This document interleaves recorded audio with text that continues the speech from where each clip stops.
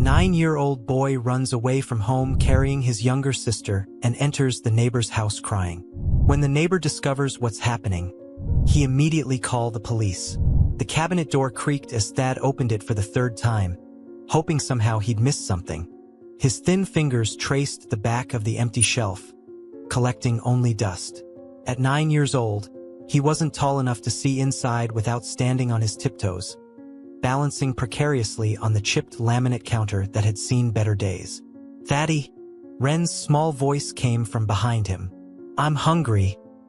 He turned to face his 6-year-old sister, who stood in the kitchen doorway clutching her worn stuffed penguin. The evening light filtering through the grimy window cast long shadows across her unwashed hair.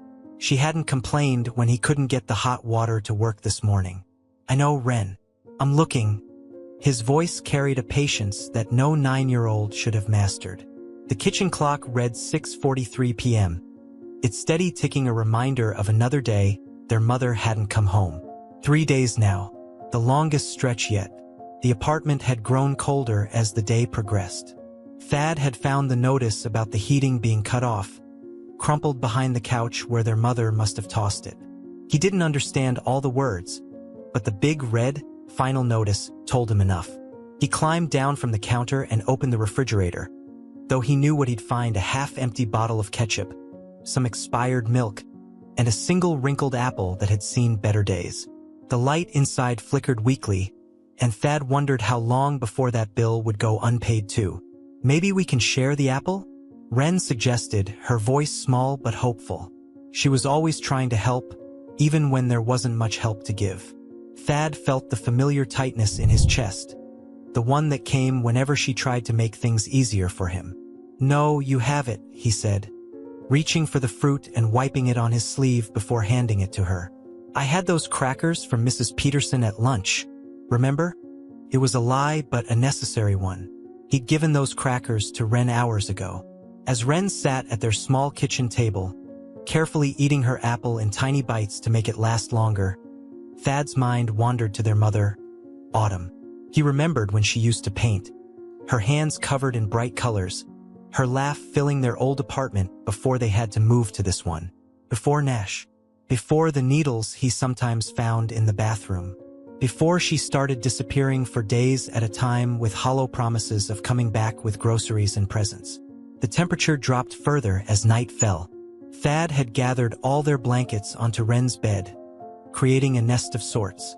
Most of the blankets were thin, worn things, but there was one good one left, a thick, blue fleece blanket that Dr. Thorne from next door had given them last Christmas. Thad had kept it hidden from their mother, afraid it would disappear like so many other things did when she needed money. "Time for bed, Ren," he announced, watching her carefully wrap her apple core in a paper towel. She never left mess around. They'd both learned early that attracting roaches meant more problems than it was worth. "Can you tell me a story?" she asked as he helped her into her warmest pajamas, the ones with only one small hole in the knee. "The one about the penguin family?" Thad managed to smile, tucking her into the blanket nest. "Once there was a family of penguins who lived in the warmest part of Antarctica," he began, the familiar story flowing easily. He'd made it up months ago, on another cold night when the heat was out. They had special magic in their feathers that kept them warm no matter how cold it got. He continued the story until Ren's breathing grew steady and deep, but sleep eluded him. The apartment had grown so cold he could see his breath in the dim light from the street lamp outside. Ren shivered in her sleep, despite all the blankets. That's when he made his decision. Moving carefully to avoid waking her, Thad went to the closet where he'd hidden the blue blanket. It was still clean, unlike most things in their apartment. As he wrapped Ren in it, she stirred slightly but didn't wake. With gentle determination, he lifted her into his arms, surprised as always by how light she felt. The hallway outside their apartment was dim, one of the fluorescent lights flickering erratically. Dr. Thorne's apartment was only 4 doors down, but it felt like miles. Thad had seen her just yesterday, when she was coming home with her grocery bags. She'd smiled at them like she always did. Sometimes she gave them cookies, and she never asked questions when their mother wasn't around. Thad's heart pounded as he stood before her door, Wren's warm breath steady against his neck. The metal numbers, for F, stared back at him as he gathered his courage. They couldn't spend another night like this. He couldn't watch Wren shiver anymore. His knuckles rapped softly on the door, then harder when he realized how quiet the first knock had been. He heard movement inside, the soft padding of slippered feet approaching. As the lock clicked and the door began to open, Thad held his sister tighter, and for the first time in a long while, allowed himself to cry. Dr. River Thorne had seen many things in her 40 years as a child psychologist, but the sight before her doorway that winter evening would stay with her forever. Thaddeus Blackwood, a boy she'd watched grow increasingly gaunt over the past year, stood clutching his sister as if she might disappear. His tears carved clean tracks down his dirty cheeks. "They turned off the heat," he managed to say, his voice cracking. "And Wren hasn't eaten properly in days." River felt her heart constrict as she opened the door wider. The warmth from her apartment spilled into the hallway, and she noticed how Thad instinctively leaned toward it, like a plant seeking sunlight. "Come in, sweetheart," she said softly, careful not to make any sudden movements. "Let's get you both warm." Her apartment was everything their home wasn't: warm, clean, organized. Books lined the walls in floor-to-ceiling shelves, their spines creating a rainbow of colors. A kettle hummed softly on the stove, and the smell of freshly baked ginger cookies lingered in the air. She'd been about to have her evening tea when the knock came. Thad stood just inside the doorway, uncertain, still holding Wren. The little girl stirred in his arms, her eyes fluttering open. "Dr. Thorne?" Wren mumbled sleepily, recognizing their neighbor. "Your house smells pretty." "Thank you, dear," River replied, her voice steady despite the emotion threatening to overwhelm her.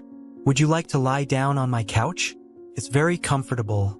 Thad hesitated before walking to the plush brown couch. He laid Wren down with infinite care, adjusting the blue blanket around her. River noticed how his hands shook, how he kept glancing at the door, as if expecting someone to burst in and snatch them away. "When did you last eat, Thaddeus?" River asked, already moving toward her kitchen. "Yesterday. Maybe?" He seemed uncertain. "But Wren had an apple tonight." River pulled out bread, cheese, and ham from her refrigerator.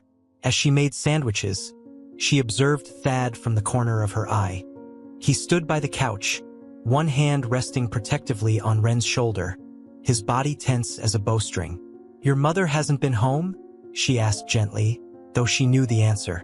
The walls in their building were thin, and she'd heard Autumn Blackwood screaming matches with Nash more times than she cared to count. 3 days, Thad whispered. "She left with Nash. Said they'd bring back groceries." His voice hardened slightly. "They never bring anything back except trouble." River placed a plate with sandwiches on her coffee table, along with a glass of milk. "Eat, Thaddeus. You need your strength." As if given permission, the boy practically fell onto the food, though he still took care not to wake his sister. River watched him eat with the desperate speed of someone who didn't know when their next meal would come. She'd seen it before in her years of practice, but it never got easier to witness. While Thad ate, River made a decision. She picked up her phone and stepped into her study, leaving the door open so she could keep an eye on the children. Officer Juniper Kovac answered on the second ring. "Junie, it's River. I need you to come to my apartment." "Yes, now. I have 2 children here." She kept her voice low as she explained the situation. When she returned to the living room, Thad had finished eating and was sitting on the floor beside the couch, his back against it, one hand still touching Wren's blanket. His eyes followed River's movements with a wariness that broke her heart. "I called someone who can help," she said, sitting in her armchair across from him. "Her name is Officer Kovac, and she specializes in helping children who are in difficult situations." Panic flashed across Thad's face. "Are they going to take us away? Separate us?" "Please, I can take care of Wren. I just needed help tonight because of the heat." "Breathe, Thaddeus," River interrupted gently. "No one is going to separate you and Wren. I won't let that happen. But you need more help than just tonight's warmth and food, don't you?" The boy's lower lip trembled, and fresh tears welled in his eyes. "Mom tries sometimes," he whispered, "when Nash isn't around. But then he comes back, and they both—" He trailed off, looking at his sleeping sister. "It's not your job to be the parent, Thaddeus. You're 9 years old. You should be playing, learning, being a child. Someone has to take care of Ren." The knock at the door made them both jump. River rose slowly, maintaining eye contact with Thad. "That's Officer Kovac. She's gonna help us figure this out. Okay? You're very brave for coming to me tonight. And I promise you, things are going to get better." As River opened the door to reveal Officer Kovac's kind face, she saw Thad draw himself up straighter, squaring his thin shoulders. He looked both younger and older than his 9 years, a child forced to be an adult, finally asking for help the only way he knew how. The night stretched ahead of them, full of gentle questions and difficult answers. But for now, in River Thorne's warm apartment, 2 children were safe. And sometimes, River knew from experience, that was enough of a start. Phoenix Walsh's office at Child Protective Services was drowning in the Blackwood children's case files. She'd been working for 16 hours straight, piecing together a narrative of neglect that stretched back far longer than anyone had noticed, or perhaps chosen to notice. The morning light filtered through her dusty blinds as she spread another set of school records across her desk. Thaddeus Blackwood's attendance record told its own story. Sporadic absences, late arrivals, notes about falling asleep in class. His academic performance had plummeted over the past year, yet his teachers noted his fierce intelligence when he was present and alert. Maintaining a B average despite everything, Phoenix muttered, running her finger down his grade sheet. God knows how he managed that. A knock on her door frame made her look up. Officer Juniper Kovac stood there, dark circles under her eyes matching Phoenix's own. "Got something," Juniper said, dropping a thick folder on the desk. "Medical records. Both kids haven't had checkups in over 2 years. But the ER visits." She paused, jaw tightening. "Ren was treated for malnutrition 3 months ago. The mother claimed they were having temporary financial difficulties." Phoenix opened the folder, scanning the documents. Who was the attending physician? Dr. Marcus at Portland General. He flagged it for follow-up, but Autumn never brought Ren back for the scheduled appointment. The phone on Phoenix's desk buzzed. Dr. River Thorne's voice came through the speaker. The school counselor at Riverside Elementary just sent over her notes. "You'll want to see these." 20 minutes later, they were all gathered in Phoenix's office, looking at a child's drawing that spoke volumes. The school counselor had kept it from a session with Ren 3 weeks ago. The picture showed 2 stick figures, one small, one smaller, alone in what appeared to be a dark room. No parents in sight. Classic depiction of abandonment, Dr. Thorne said softly, her psychology background evident in her analysis. The darkness around them, the way they're huddled together. Ren was trying to tell us something. Phoenix pulled up another document on her computer. "I found Curtis Blackwood," she announced. "Their father. He's in Seattle, remarried, has 2 kids with his new wife. Hasn't paid a cent of child support in 5 years. Bastard," Juniper muttered. "There's more," Phoenix continued. "Autumn's history shows a pattern. Before Nash, there were 2 other boyfriends, both with drug-related arrests. The last one, Tyler Marsh, was arrested for dealing meth out of the apartment while the kids were there." Dr. Thorne leaned forward, adjusting her glasses. "How are they doing this morning?" "Still sleeping when I left," Juniper replied. "Your spare room is probably the first proper bed they've had in months. The social worker is coming at noon to do the home inspection of their apartment." Phoenix pulled up another file on her computer. "We need to locate Autumn. Last known whereabouts." "Working on it," Juniper said. "Nash Reeves has a cousin who owns a motel on the east side. We're checking there first." The morning wore on as they built their case. Each new document added another layer to the story. Unpaid bills, eviction notices from previous apartments, complaints from neighbors about strange people coming and going at all hours. The paper trail painted a picture of 2 children who had been failed by every adult meant to protect them. At 11, Phoenix's phone rang. It was the social worker early for the home inspection. Ms. Walsh, the social worker's voice was tense. You need to see this. The apartment. It's worse than we expected. 30 minutes later, Phoenix stood in the Blackwoods apartment, the smell of neglect hitting her like a physical force. The kitchen cabinets were empty except for a few cans of expired food. The bathroom showed signs of drug use, burned spoons, needle caps hidden behind the toilet. But it was the children's room that told the most heartbreaking story. A single mattress on the floor held carefully arranged blankets, most thin and worn.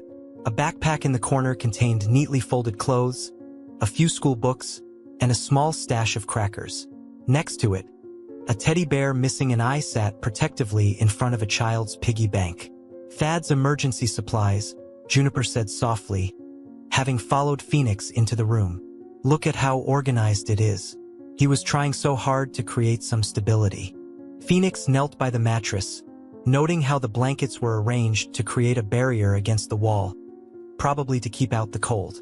A child's drawing was taped to the wall, Wren's work, showing what looked like penguins huddled together. The doctor's report just came in, Juniper said, checking her phone. Both kids are underweight. Wren has a vitamin D deficiency, and Thad shows signs of stress-induced insomnia. But here's the thing, no signs of physical abuse. They were neglected but not beaten. Small mercies, I suppose. Phoenix stood, her decision made. We need to find Autumn today. These kids can't come back here. She paused, looking around the room once more. Dr. Thorne has already offered to be their emergency foster placement. She's qualified. She knows them and they trust her. Let's make that happen. As they left the apartment, Phoenix caught sight of something that made her throat tight. A calendar on the kitchen wall, marked with a child's careful handwriting. Every few days, a small star was drawn, with notes like, Mom smiled today, or Mom made breakfast. Thad had been documenting his mother's good days, holding on to hope like a lifeline.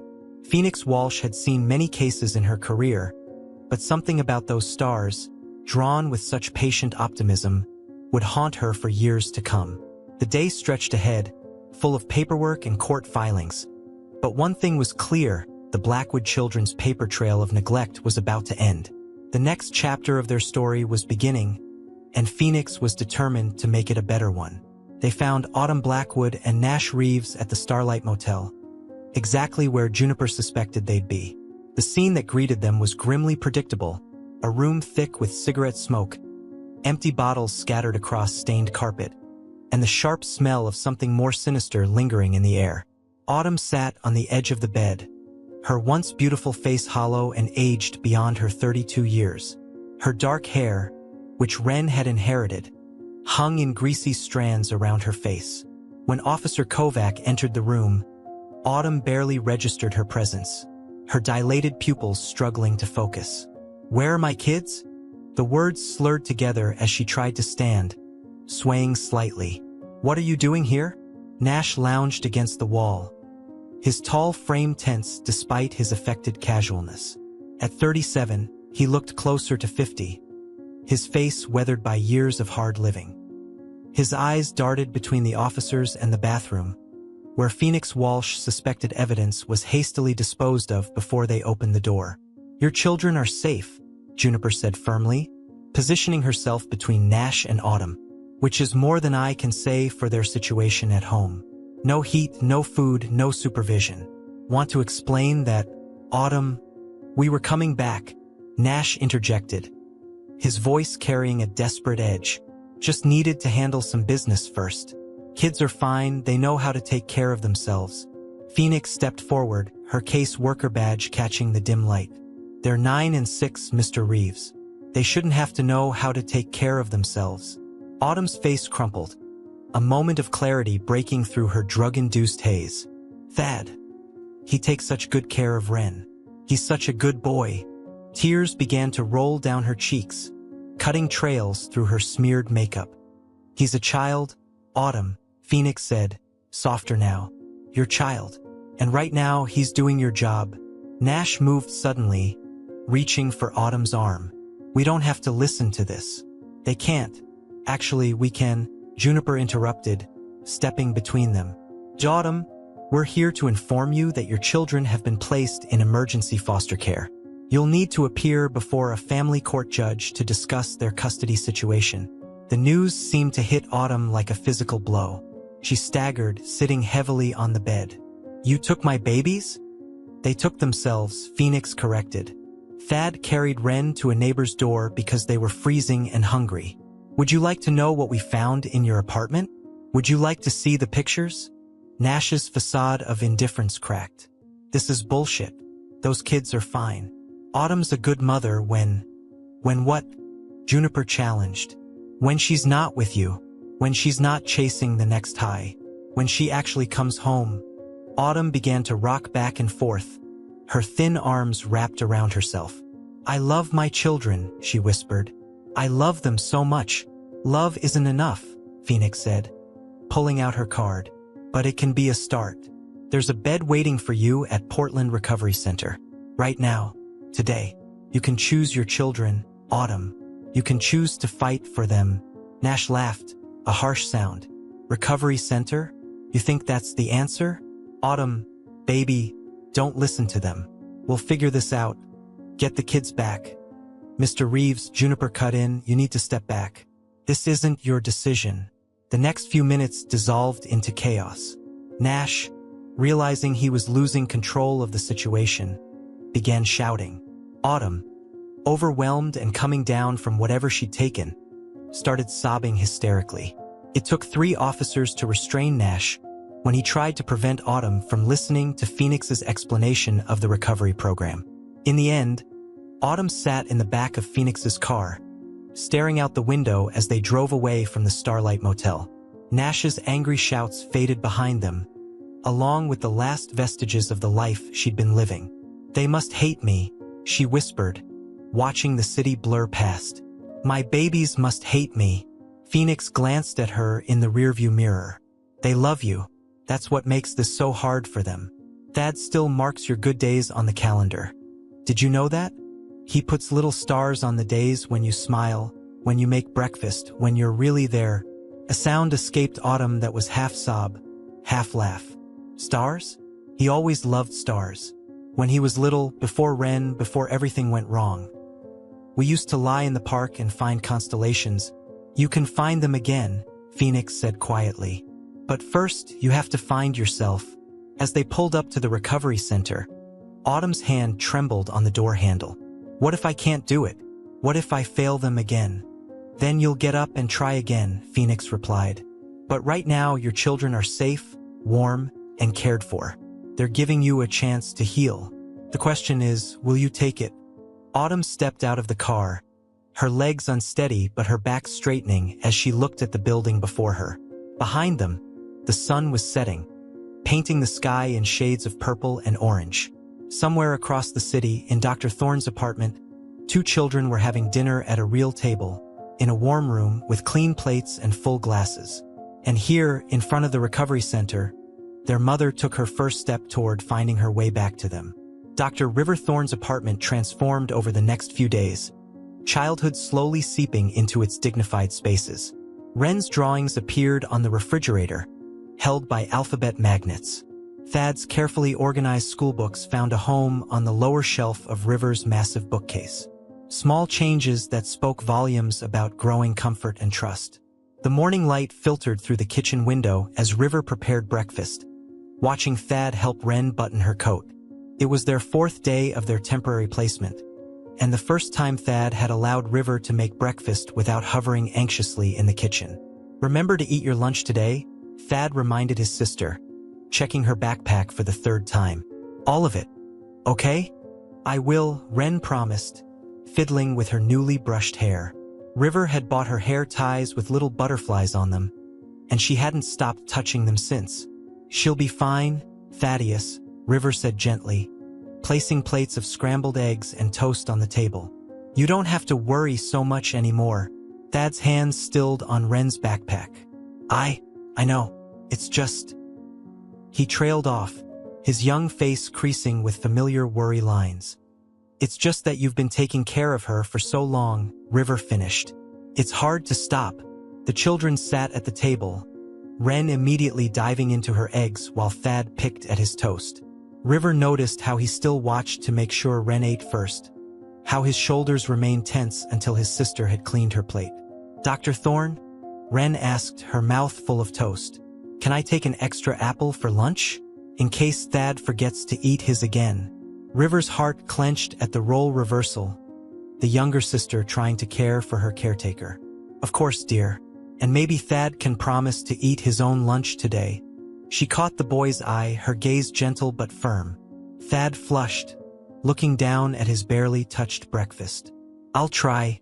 After breakfast, River walked them to school, a new routine that still felt fragile and precious. Ren skipped ahead, pointing out dogs and birds, while Thad walked closer to River, his steps measured and watchful. "Your mother's first supervised visit is scheduled for this afternoon," River said carefully, watching Thad's reaction. "After school. Phoenix will be there, and I'll be in the next room if you need me." Thad's pace slowed. Is she okay?" "She's been at the recovery center for 3 days now. Phoenix says she's doing the work, taking it seriously. Nash, he's not allowed near the center, or near you and Ren." They walked in silence for a moment, watching Ren chase a falling leaf. Finally, Thad spoke in a voice barely above a whisper. "Sometimes I miss her so much it hurts. The real her, from before." River resisted the urge to hug him, knowing he wasn't ready for that yet. "That's perfectly normal, Thaddeus. You can miss her and be angry at her at the same time. All your feelings are valid." At the school gates, Ren hugged River impulsively before running to join her friends.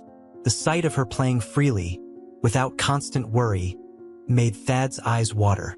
"She's happy," he said, sounding almost surprised.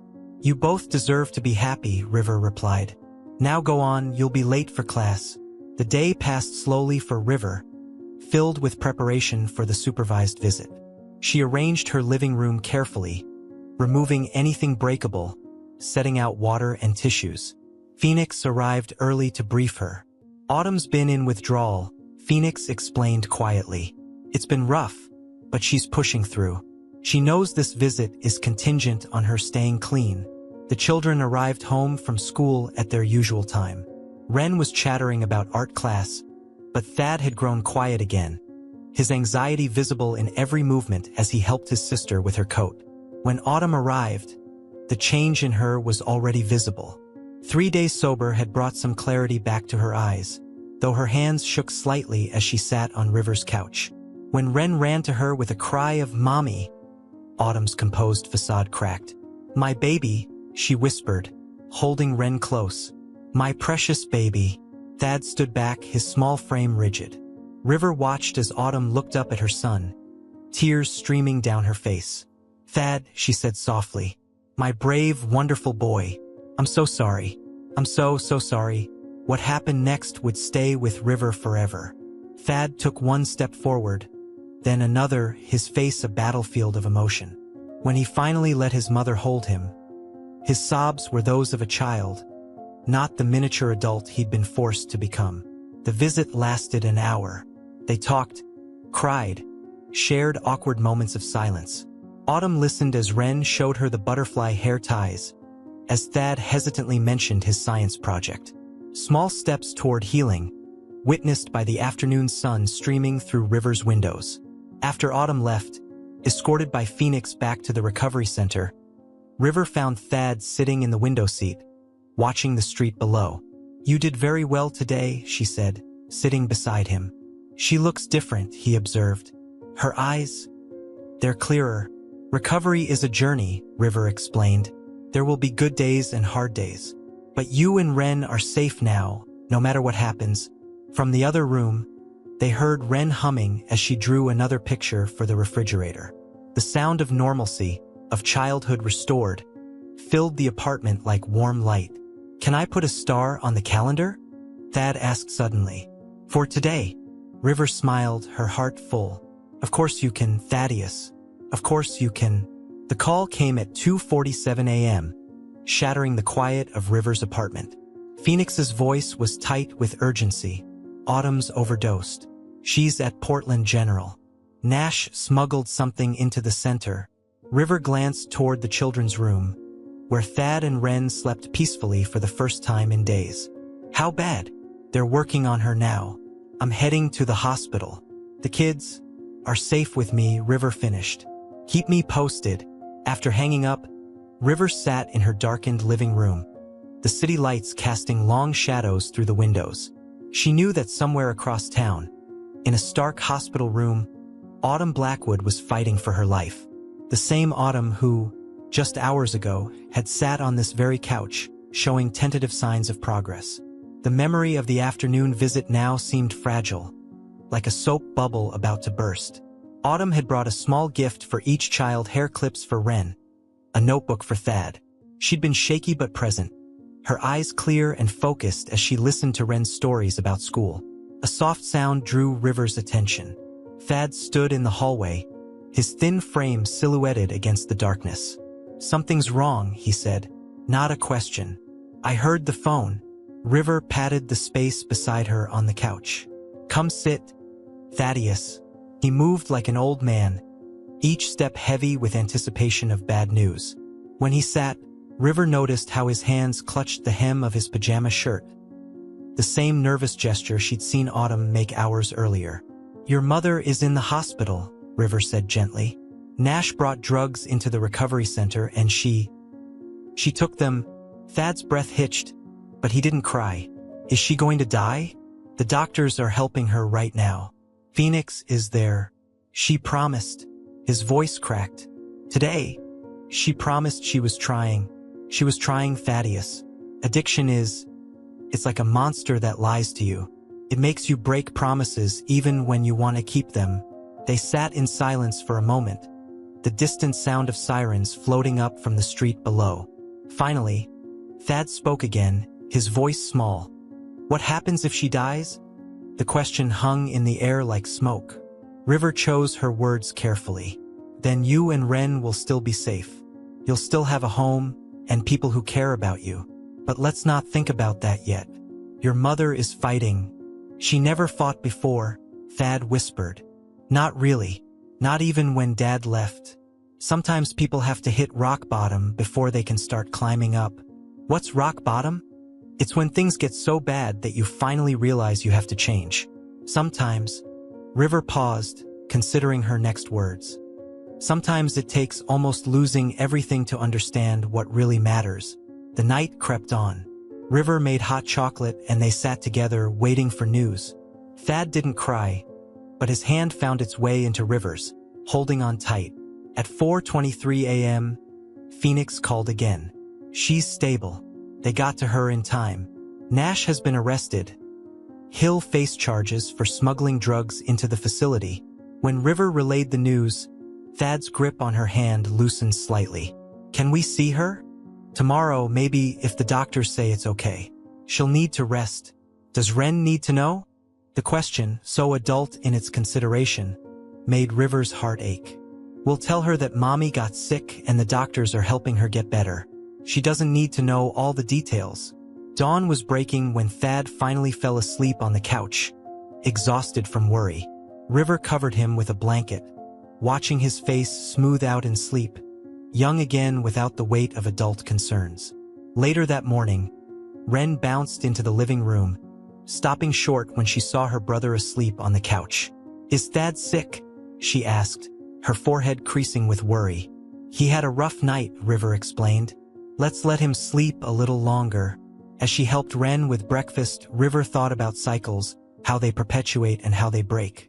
Ren worrying about Thad, who worried about her, who worried about their mother, who worried about failing them all again. But maybe, just maybe, this was rock bottom. Maybe this was where the cycle would finally break. In the hospital, Autumn Blackwood opened her eyes to find Phoenix Walsh sitting beside her bed. The withdrawal symptoms were starting again, harder this time, but something was different. The image of Thad's face, so old, so worried, so like her own, stayed with her through the shakes and nausea. This time, when the doctors offered her a place in a long-term residential treatment program, she said yes before they finished speaking. Sometimes you have to lose everything to remember what matters. Sometimes rock bottom is just the beginning. The residential treatment center sat on the outskirts of Portland, a cluster of red brick buildings surrounded by towering Douglas firs. 6 weeks had passed since Autumn's overdose, and the facility had become her world, a world of group therapy sessions, one-on-one counseling, and strictly monitored visits with her children. Today's family therapy session was different. Dr. Marissa Chun, the center's lead therapist, had asked Thad to come alone, without Ren. He sat stiffly in the oversized armchair, his feet barely touching the ground, watching his mother across the room. "Thad," Dr. Chun began gently, "today we're going to talk about your father." The boy's shoulders tensed immediately. Autumn's hands, folded in her lap, began to tremble, a remnant of withdrawal that surfaced under stress. "Why?" Thad's voice was barely audible. "Because anger we don't talk about doesn't go away," Dr. Chun explained. "It just goes underground and grows roots." Phoenix Walsh sat quietly in the corner, observing. She'd spent weeks trying to locate Curtis Blackwood, and what she'd found had only fueled Thad's unspoken rage. A comfortable house in Seattle, 2 well-fed children, a lifestyle that spoke of the father he could have been, should have been, to Thad and Ren. "He has a new family," Thad said suddenly, his small fists clenching. "A better one." Autumn made a soft sound of pain. "Thad? Baby?" "Not better," he continued, his voice rising. "Just newer, clean, not broken like us." "We're not broken," Autumn whispered, though her voice wavered. "We're healing." "He left." The words exploded from Thad like they'd been waiting years to escape. "He left when Ren was just a baby. He left us with nothing. And then you started using drugs," Autumn finished, her newfound commitment to honesty evident in her willingness to name her demons.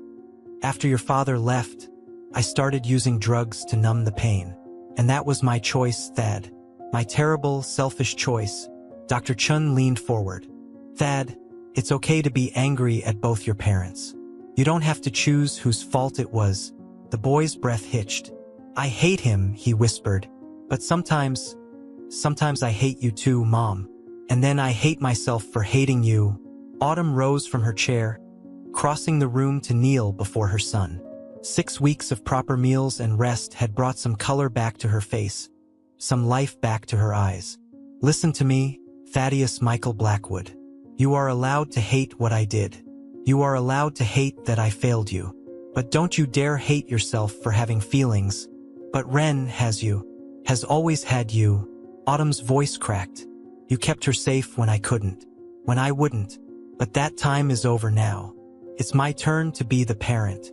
Phoenix watched as Thad's carefully constructed walls began to crumble. His sobs, when they came, were raw and primal, the accumulated grief of years finally finding release. Autumn held him, her own tears falling into his hair, while Dr. Chun sat back, giving them space to break and begin to rebuild. Later that evening, back at River's apartment, Thad sat at the kitchen table doing homework while Ren colored beside him. River noticed how he seemed lighter somehow, as if setting down a heavy burden he'd carried for too long. "Dr. Thorne?" he asked suddenly, looking up from his math problems. "Do you think Mom will really get better this time?" River considered her answer carefully.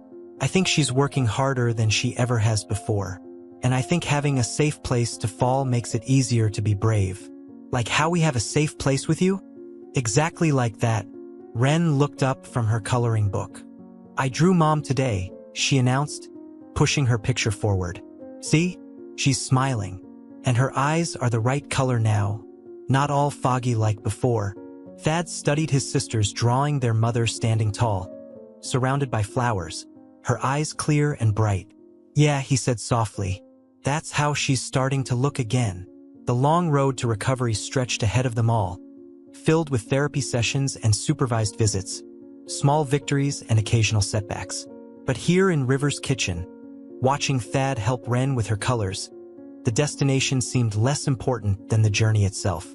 Outside, the Portland rain tapped gently against the windows, and somewhere in a treatment center surrounded by Douglas firs, Autumn Blackwood wrote in her journal about forgiveness of others, of herself, and of the long road home to her children. The Seattle rain was different from Portland's, Thad decided. Harder somehow, more insistent. He stood beside Phoenix Walsh on the wet sidewalk, staring at the two-story house with its manicured lawn and cheerful yellow door. Curtis Blackwood's house. You don't have to do this, Phoenix reminded him gently. We can turn around right now. After weeks of deliberation and countless therapy sessions, Curtis had agreed to meet his son. Not Ren. She was too young, the therapists had decided, and honestly, she barely remembered him. But Thad needed this. I want to, he said, his voice stronger than he felt. I need to see. The door opened before they reached it. Curtis Blackwood stood there, a man Thad knew only from faded photographs and fractured memories. At 41, he looked successful, comfortable, everything he hadn't been when he'd abandoned them. Thad, Curtis said, his voice catching. You've grown so much. Thad said nothing, taking in the evidence of the life his father had built without them. Through the doorway, he could see children's artwork on the walls, family photos, a kitchen that smelled of fresh-baked cookies. All the things he'd learned to live without.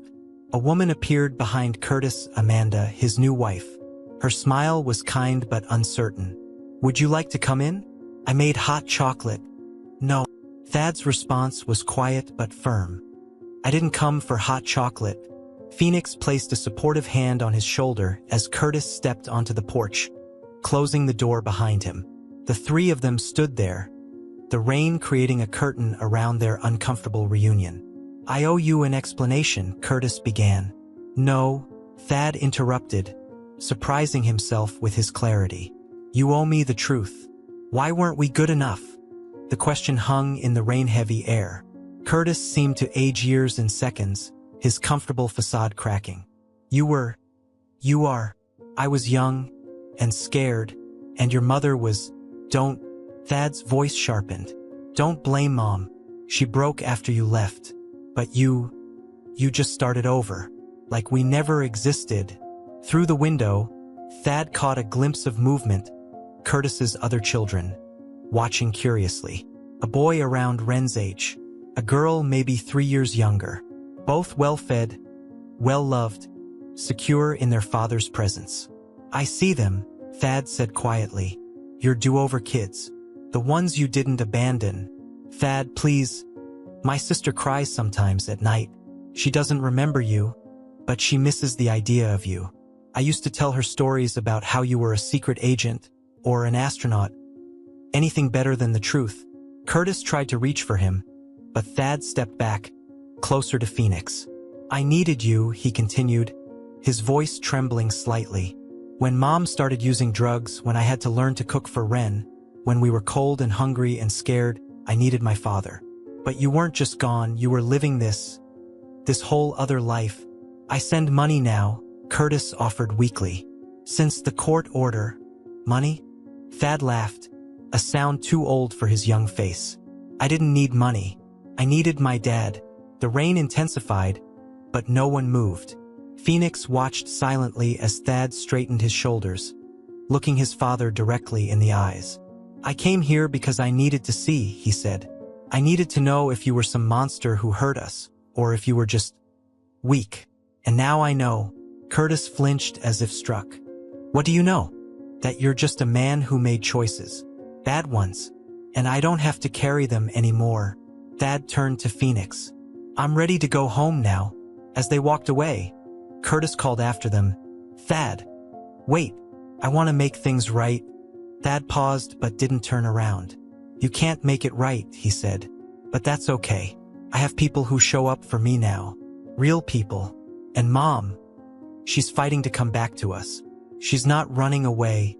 The drive back to Portland was quiet, but not uncomfortable. Somewhere past Olympia, Thad spoke again. Dr. Thorne says sometimes we have to see our ghosts to let them go. Phoenix glanced at him. And did you let him go? I think.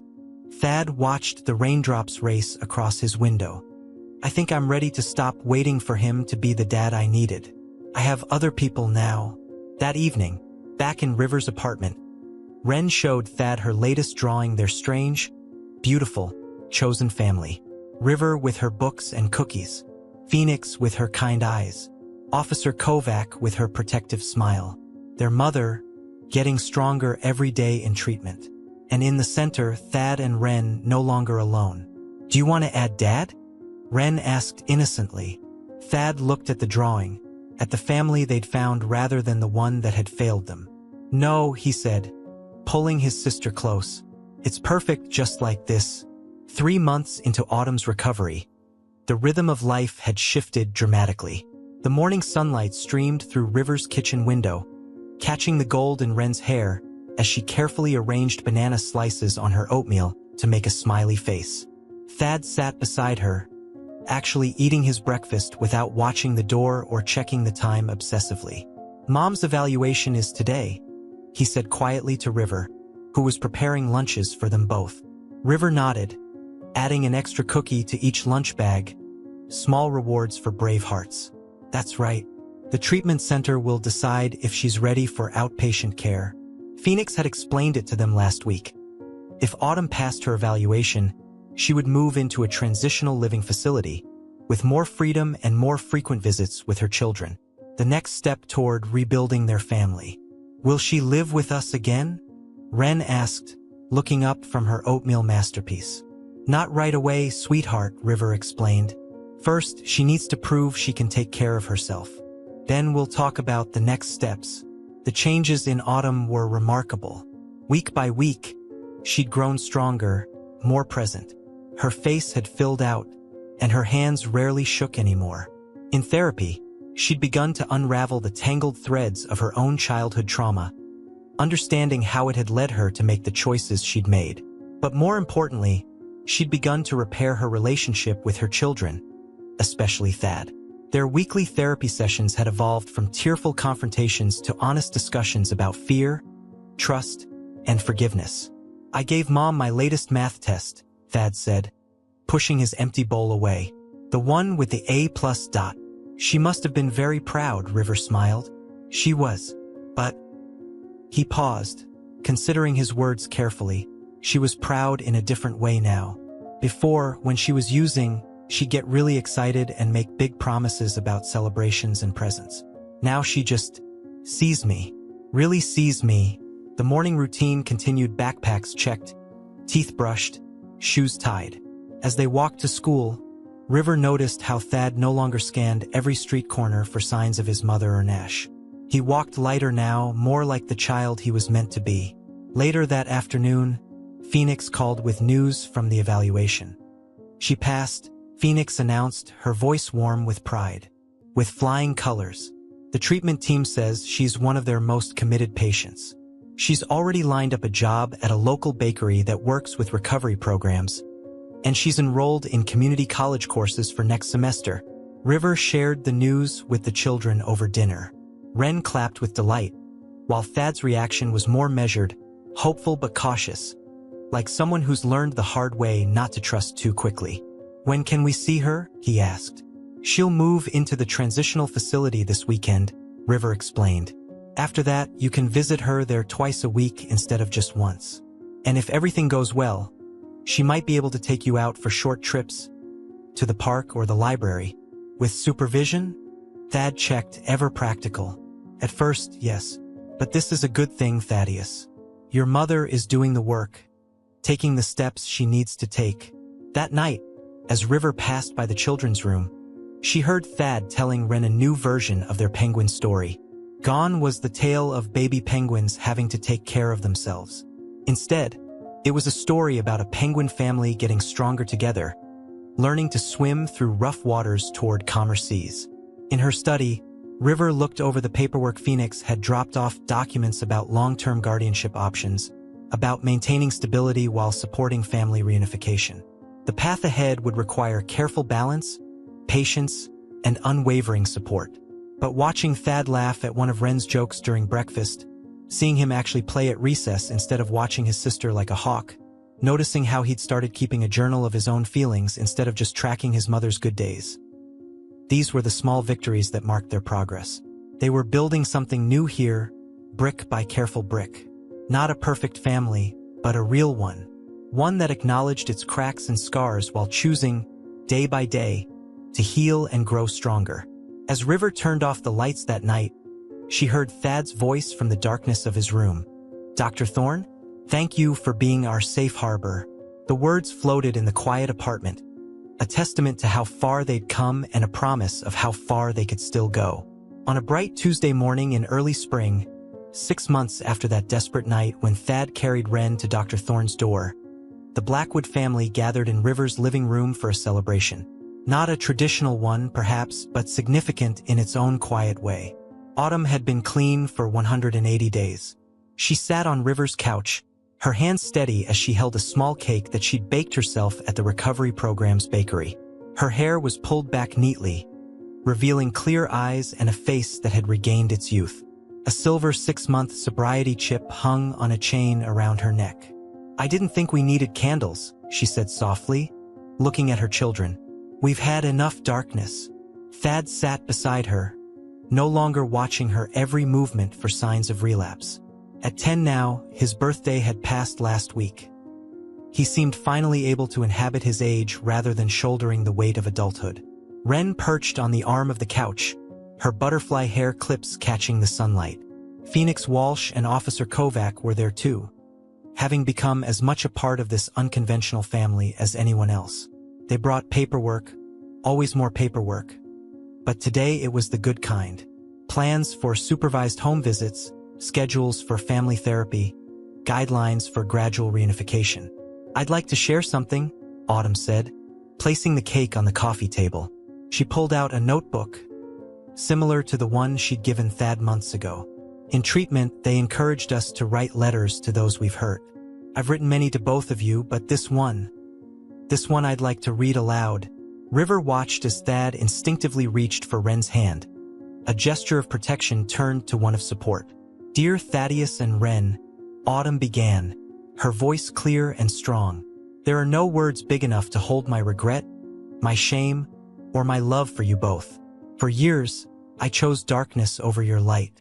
I forced you, Thad, to become a parent when you were meant to be a child. I robbed you, Wren, of the security every child deserves. But you never stopped loving me.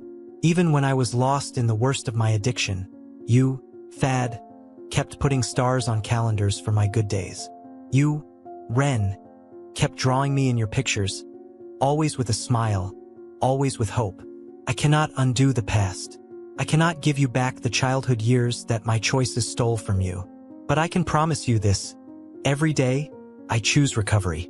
Every morning, I wake up and decide again to be your mother. Not the mother who left you hungry and cold, but the mother you always deserved. You have taught me what real strength looks like. Thad, watching you carry your sister through the darkness to find help, that was strength. Wren, keeping your heart open and loving despite everything, that was strength. And now, with help from our new family," she gestured to River, Phoenix, and Juniper, "I'm learning my own kind of strength. We are not a traditional family. Our healing isn't following a traditional path. But maybe that's okay. Maybe we're exactly who we need to be, scars and all." Autumn closed her notebook, tears streaming freely down her face. Thad moved first, wrapping his arms around his mother. Wren followed, and for a moment, they held each other, their tears mixing with laughter. River caught Phoenix's eye across the room, seeing her own emotions reflected there. They had all been changed by this journey, the children finding safety, Autumn finding sobriety, and the professionals finding themselves drawn into a family story that defied conventional boundaries. Later, as they shared the cake Autumn had baked, Wren pulled out her latest drawing. It showed their entire extended family, Autumn standing tall and clear-eyed, Thad no longer carrying the weight of the world, Wren surrounded by butterfly clips and smiles. But it also showed River with her books, Phoenix with her papers, and Officer Kovac with her badge. In the background, she'd drawn their apartment building, with Dr. Thorne's window glowing like a beacon. "This is us," she announced proudly. "All of us." Thad studied the drawing, then looked around the room at their assembled family, not bound by blood but by choice, by struggle, by healing. "Yeah," he said, reaching for another piece of cake with the casual freedom of a child who no longer had to worry about where the next meal would come from. "This is us. The spring sunlight streamed through River's windows, touching each face in the room. Outside, Portland was awakening to another day. But in this moment, something precious had already awakened, the realization that family isn't always what you're born into, but sometimes what you build from the ashes of what was lost. Autumn touched her sobriety chip, Thad laughed at something Officer Kovac said, and Ren began planning her next masterpiece. They were not perfect, not completely healed, but they were together, choosing each other every day, building something new and strong and real. A different kind of family, but a family nonetheless. A boy refused to leave his